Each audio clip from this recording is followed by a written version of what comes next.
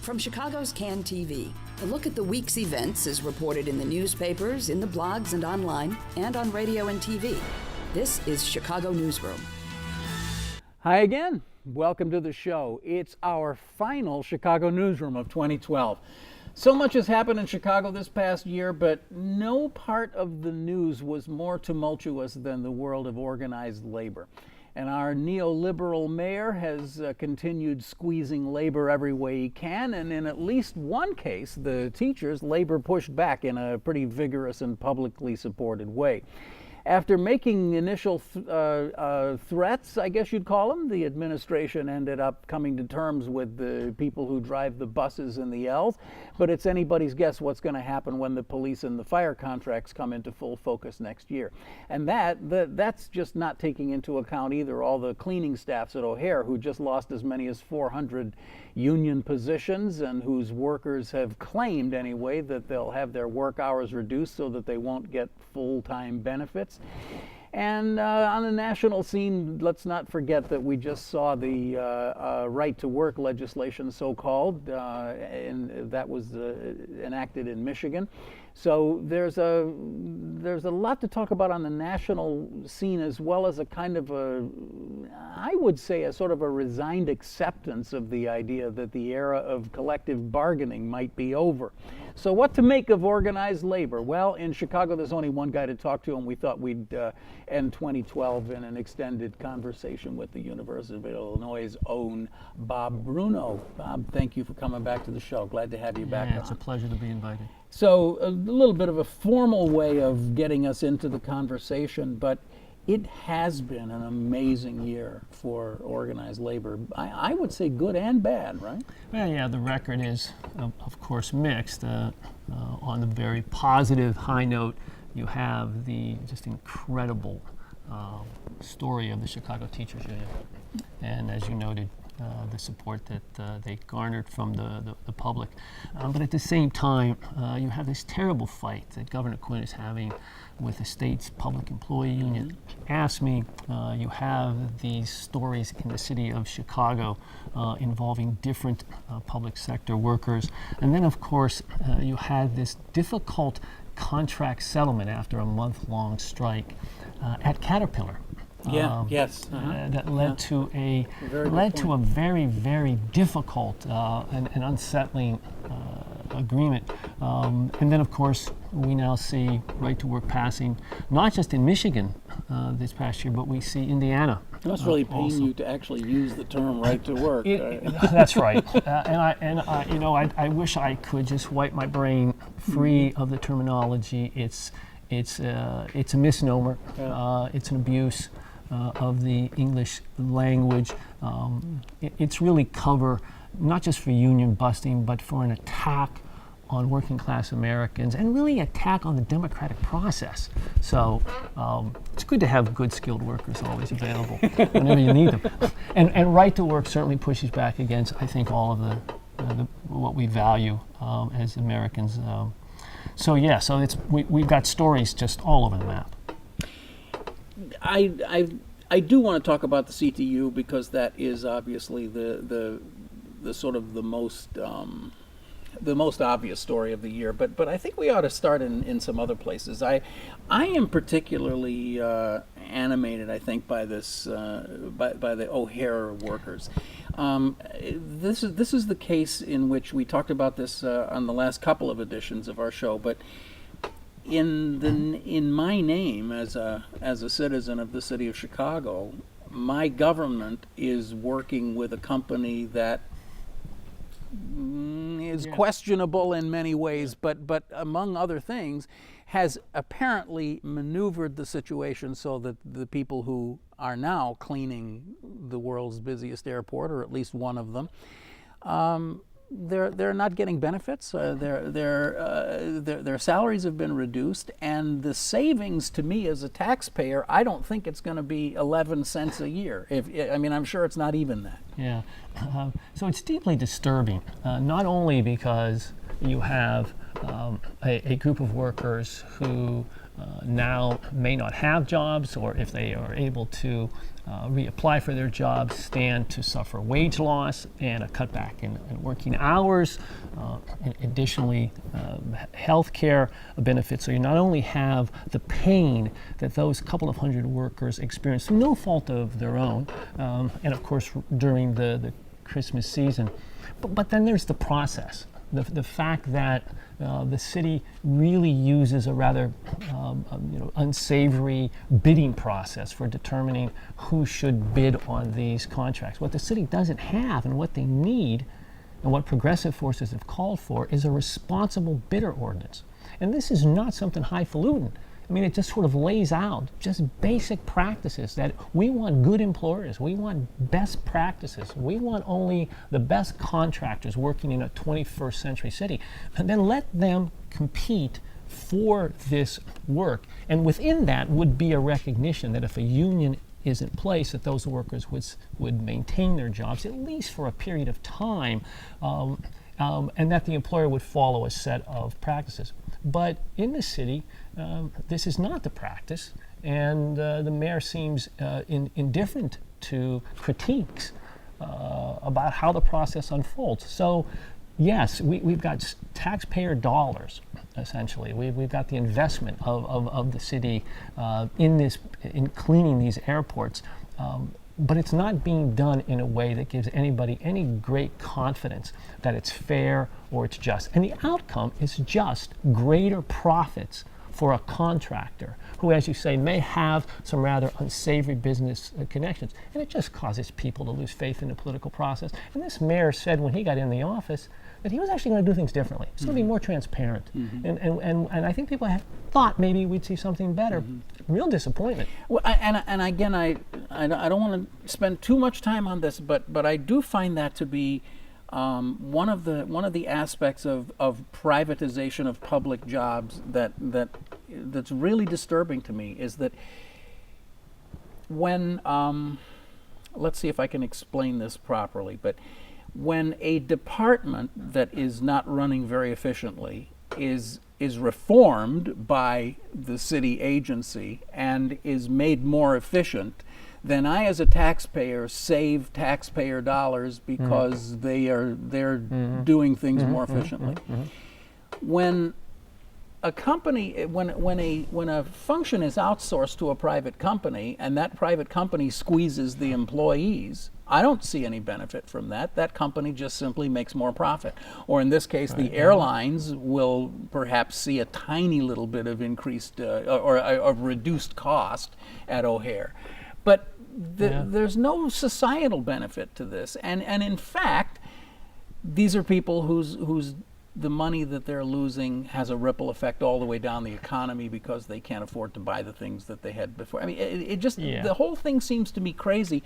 And it's not because I'm opposed to the private sector. It's not because I don't think that the private sector has a place. I just don't quite see how this works. Well, look, this movement towards privatizing public services or redefining public goods into private goods has been going on for some time, and some people look back to the 1980s as when it really cooked up steam. So we've had a couple of decades to study this, to study the impact. And what you find is that the promises of privatization fall far short. The reality is that there isn't a great savings, if you will, for the public sector. The work isn't done any better. In fact, about a third of all privatization comes back. It gets insourced. It comes back into the government agency. There's all kinds of hidden costs that aren't properly calculated, and typically you then find political connections. Right. So we've got a couple of decades really of assessments of how privatization works. It's something that doesn't redefine or transform or make government more efficient. It typically takes government resources, and it creates a new market, a new product market, a new market for profit. And that's what privatization has been most successful at achieving. That's usually not what the typical taxpayer is expecting when this stuff happens. So, We could spend this entire program talking, sort of going from one trouble spot to another. I wanted to,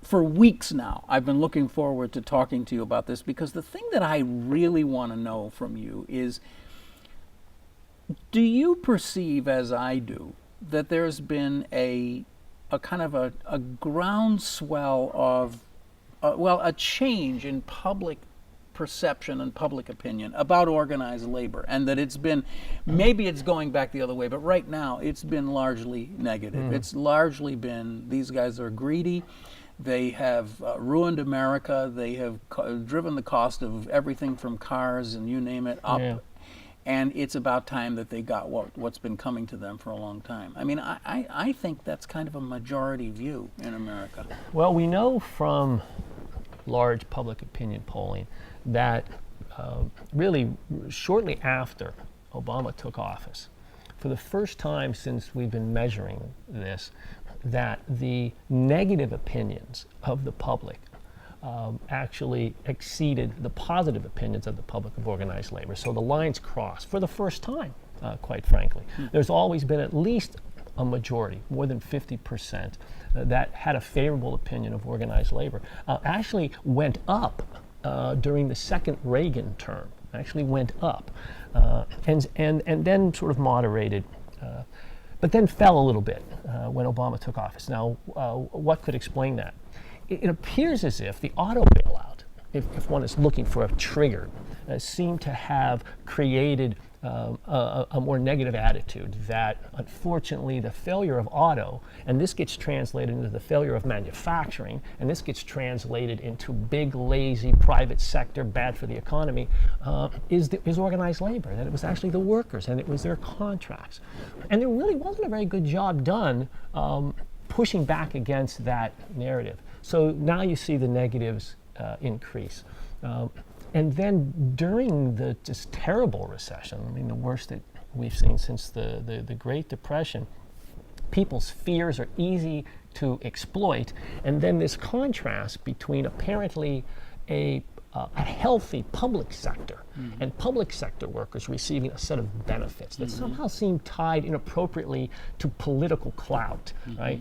Contrasting that with private sector workers and the difference in treatment and benefits, I think created an opportunity to be exploited by people on the political right and by actually big business in this country to place one group of the working class or one group of the labor up against another.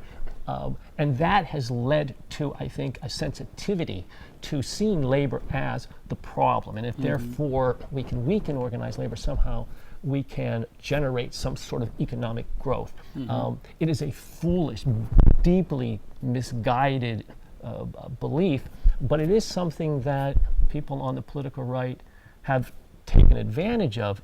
Having said that, frankly, the relative level, there are other ways to sort of understand people's support for organized labor. So for example, the way organized labor voted in the 2012 presidential congressional elections aligned with the way Hispanics voted, with African Americans voted, the way women voted, in fact, the way more than 50% of the public voted. Now, they weren't voting for unions, but they seemed to align with the policy agenda. So in addition to that, a greater sensitivity to income inequality. A much greater percentage of people now than 4 years ago believe we should raise taxes on the rich. Well, that does also align with a message that organized labor communicated.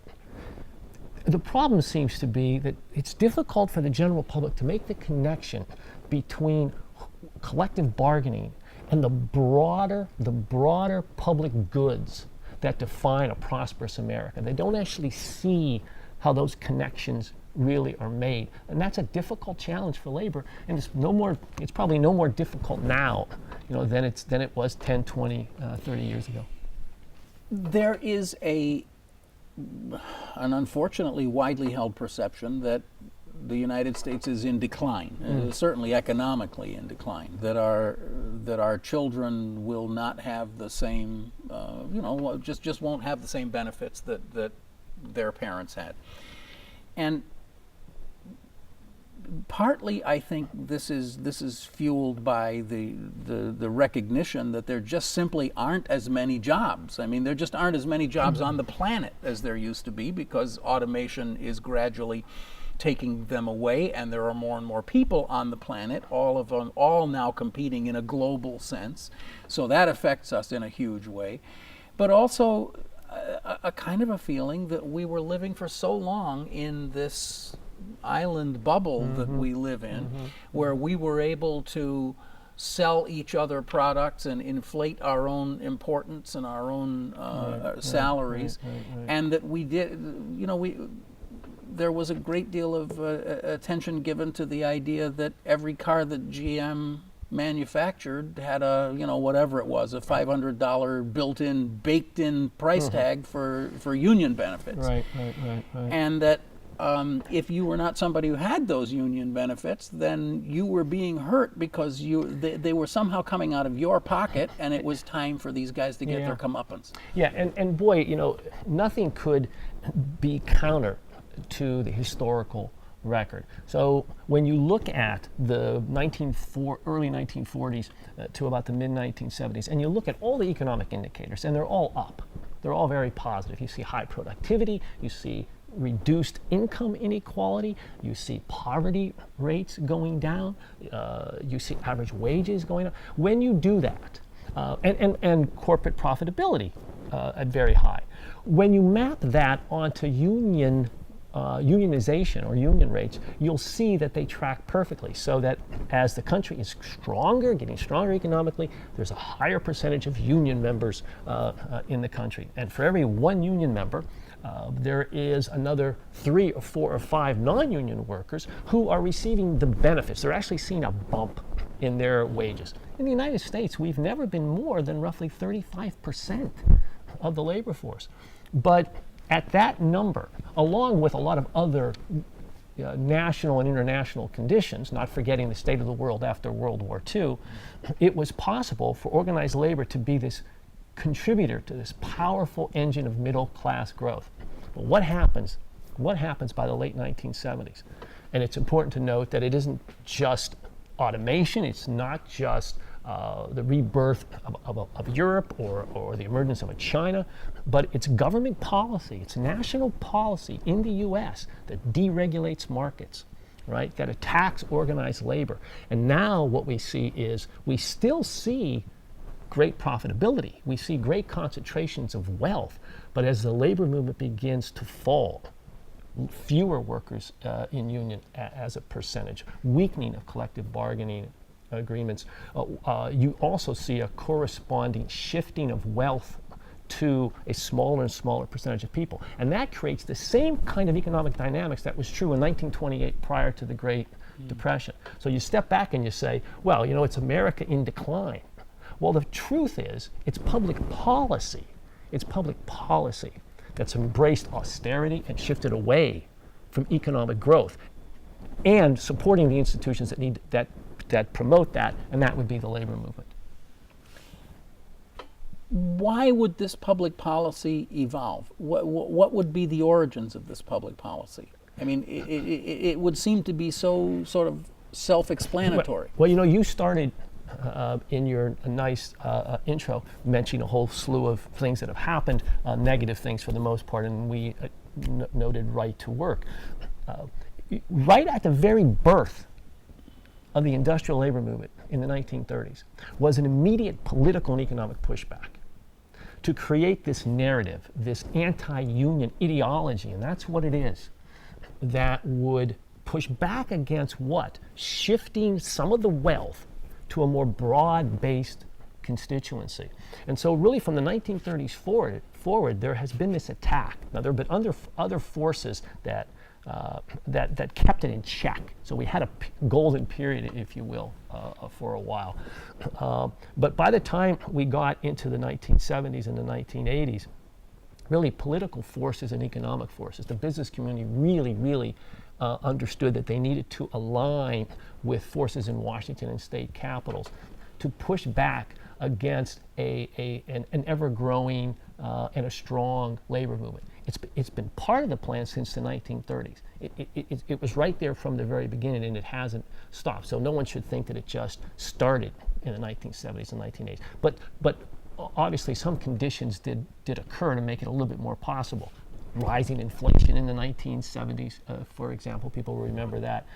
And as a result, you really do see the political right attacking the one institution as we emerge into a new 21st century, a new global labor market, the one institution in America that could push back against a concentration of wealth, and that was organized labor. And organized labor, of course, was also the bedrock of the Democratic Party. And while the Democratic Party isn't a left party, it's clearly a centrist, pro-capitalist party. At the very least, it believes in some sort of regulation and some redistribution of wealth. But organized labor was the institution that had to be destroyed. That's the organization that had to be weakened in order for this wealth to concentrate so significantly. Because you can sell your products everywhere.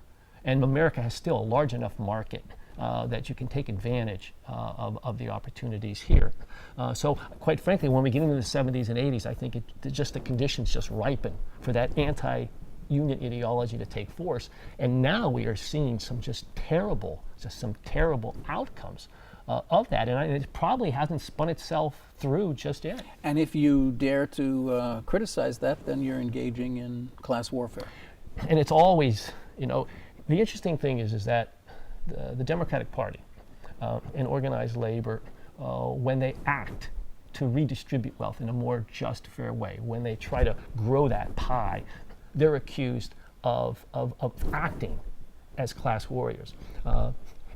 Or if anyone in the media, rarely brought up, but anyone else who sort of speaks to that kind of critique, they're also accused of raising class warfare. And yet, it's the public policies coming out of Washington. It's organizations like the American Legislative Exchange Council. It's Good old ALEC. Good old ALEC, right? Good old ALEC that really understand class warfare and have always been just sort of engaged deeply in it, and really they pray at the altar of it. But it's very difficult, quite very difficult to punch through that view. We spend a lot of time on this program talking about the manipulation of public perception, which is a favorite issue of mine. I just really am fascinated when a small group of people can convince a large group of people that something is factual when it may not be, something that we see a lot. And I've been particularly struck by the way in which those in whose interests it's strong to do so have been able to convince the American people that, well, okay, it's not the auto workers anymore, because there's hardly any of them left. It's the damn teachers. It's the teachers. And the cops and the firefighters and the garbage collectors and the people who work it, who are sucking money out of your pocket through taxes. They're the real victim, the real culprits. Yeah. It is extraordinary, particularly this national demonization of teachers who, by all standards, given their skills, given their education, really are underpaid vis-a-vis people similarly situated in the private sector. And we've now demonized them. It's really counter to what a prosperous society would do. And it's very difficult to reach out to folks who have generally been sold this idea that they're overtaxed. Now, by the way, we're not overtaxed. By all standards, we're taxed less than we were 30, 40 years ago. We're taxed less than European countries. But that anti-tax message that really came out of the 70s and early 80s just feeds right into attacking public sector workers like teachers. It's really the central nervous system for the whole argument, because everything ultimately comes back down to I pay too much taxes. It's like every argument begins with, I can't believe how much taxes I pay. And yet, Ken, when parents, taxpayers, are asked to comment on their kids' teachers, their K through 12 teachers, by overwhelming numbers, in the 70-80%, they like their teachers. We saw that in Chicago, and I think that a lot of people were really shocked when they saw, again, something we've commented on a number of times during the year here, but I would say that the moment this year that was most it was surprising to me, but also sort of like one of the seminal moments of the year was that day that I saw the video images of all the people in the red T-shirts on Michigan Avenue out in front of the Auditorium Theater, and you're thinking about that. Ooh, Wow. that's a lot of teachers. That's a lot of teachers, sure. I think there are a lot of people that were deeply surprised, both in Chicago and in Springfield, that the Chicago Teachers Union was able to really kind of transform itself in front of everybody's eyes. And that day that you talked about and those images, they didn't just happen because teachers were angry, and then the next day they showed up in teachers. This leadership in this union, right when they took office, really properly understood the challenge. They understood what the task was going to be, and they immediately began to transform their membership. They were a wonderful model about what the labor movement could do to push back against this right-wing political neoliberal attack. It starts with educating your members. It starts with finding out, as Saul Alinsky said, what is that wound that you have, and then sort of rub against that wound and find the way that people can actually contribute.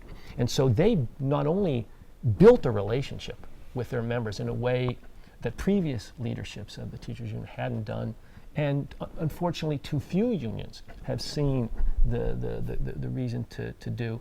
Not only did they build that relationship, but they then very strategically got into every single school and they built a structure that could fight back, that could communicate, and they looked for allies. They looked for allies, and maybe nothing caught anybody, or certainly the folks at CPS, more by surprise, was that all of a sudden you had all of these parents who were on the side of the teachers union. And I think that's the thing that I'm guessing that the management side was not prepared for. I don't think they really quite figured that out. Bob, we are almost done here. Look forward to me for the next year. I know it's a ridiculous question, but what do you think in the minute we've got left? What do you think the next year looks like? Well, so the attacks continue. We might and should expect another state to introduce right-to-work legislation, probably in the Midwest. One more state would make half the country, sort of create some momentum. I think you're going to continue to see some real positioning in the city around different city contracts, obviously police and fire. We might be looking at a strike of state employees for the first time. I mean, it's possible. It could actually come to that. Issues around pension changes are going to keep people out in the streets. And as we're talking today, the unions have just come up with this plan to voluntarily pony up 2% more but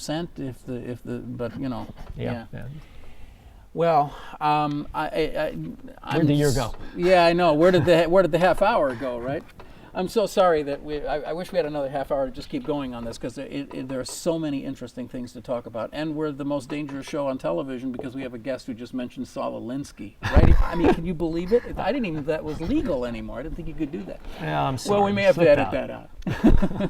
Bob Bruno, thank you so much for being here today. I really appreciate it. It's been looking forward to talking to you for a long time. So Happy New Year to you. And to you also. And Happy New Year to you, too. You've been watching Chicago Newsroom. It's a community service of CAN TV.